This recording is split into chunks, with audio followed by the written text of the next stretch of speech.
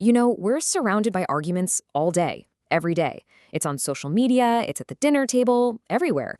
But how do you tell a really solid point from one that just, sounds convincing? That's exactly what we're going to break down. I mean, we've all been there, right? You get out of a discussion and you have this nagging feeling that you kind of lost, but you can't for the life of you figure out why. It's so frustrating. It feels like you've just been talked in circles by something that seemed clever but was actually, well, flawed. Well, here's the good news. Most of these bad arguments aren't unique little snowflakes. They actually follow very predictable patterns. And once you learn to see those patterns, you've got this amazing intellectual toolkit to cut right through the noise and see what's really going on. So to get started, we need a game plan, a framework. The material we're digging into today breaks these reasoning mistakes down into 4 main families. Think of this as our map for spotting faulty thinking out in the wild. Okay, so here are the 4 big families. First, you've got faulty logic, where the argument itself is just broken. Then there are errors of attack, which go after the person instead of the idea. Next, errors of weak reference, which basically lean on popularity. And finally, errors of misinformation, which are built on shaky, incorrect facts. Let's dive in and see what these look like. All right, let's open up our field guide. We're going to kick things off with that first family, faulty logic. This is where the whole internal structure of an argument is just wrong. The conclusion just does not follow from the points being made. And one of the most obvious types of faulty logic is a plain old contradiction. This happens when someone's argument holds 2 different ideas that just can't both be true at the same time. It basically self-destructs. So take this, for example. If you're arguing that illegal downloads need to be punished, but then you also say the government shouldn't be allowed to collect user data, well, you've got a problem. How can you enforce the first point without doing the second? You can't.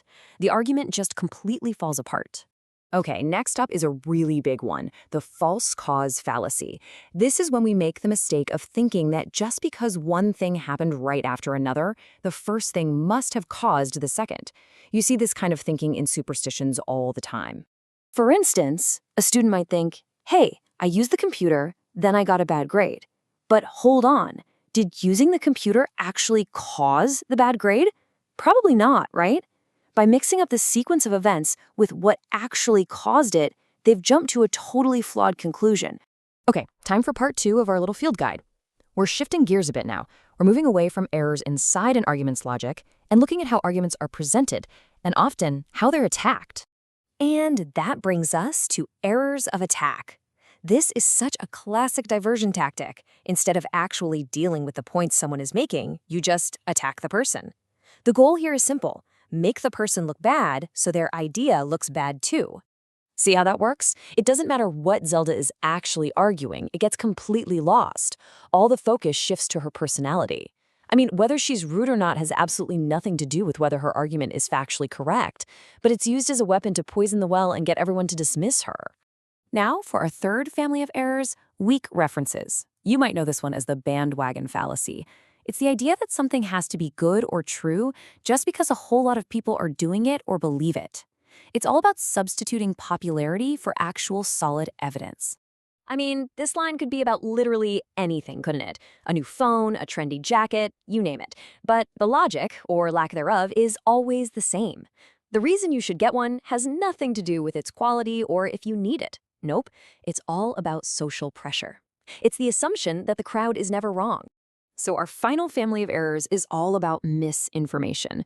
This is when an argument is built on a foundation of sand. The facts are either wrong or they're just completely out of date. And even if the logic seems okay, the whole thing fails because its starting point is just wrong. This is a really subtle but incredibly common one. Imagine someone making an argument about, say, social trends today, but all their data is from the year 2000. Their facts might have been true back then, but they aren't anymore. And that makes their entire conclusion completely unreliable. So we've identified the 4 families. We know what to look for. That's the theory part. But the real question is, how do we actually put this stuff into practice? How do we make this a real skill? And look, the goal here isn't to just go around poking holes in every argument you hear. It's about gaining clarity. Learning to spot these fallacies is like flipping on a light switch in a dark room. All of a sudden, you can see the real shape of an argument, including its weakest spots. The source actually gives us this really simple 3-step method to break any argument down. First, you find the claim. What are they actually trying to convince you of? Second, identify the grounds. What reasons are they giving you? And third, check the backing. What actual evidence or data supports those reasons? If you do this, you can pinpoint exactly where an argument goes off the rails. The hardest part of all of this isn't just spotting flaws in other people's arguments. It's recognizing them in our own. To get better at reasoning, we really have to start cultivating better habits of mind for ourselves. And really, it all comes down to this, our mental habits. Are we someone who seeks clarity, or do we kind of just ignore it when we're confused? Do we push ourselves or just stay in our comfort zone? Do we pause and think, or just react impulsively? Becoming a better thinker is really just about making a conscious choice to practice these productive habits instead of the unproductive ones. So at the end of the day, the real challenge is to turn that lens inward. Look at this list. Which one of those unproductive habits do you see pop up most often? Maybe in yourself. Because honestly, recognizing our own tendencies is the absolute first step to building better arguments and just becoming a clearer thinker. And that's a skill that will help you everywhere, far beyond any single debate.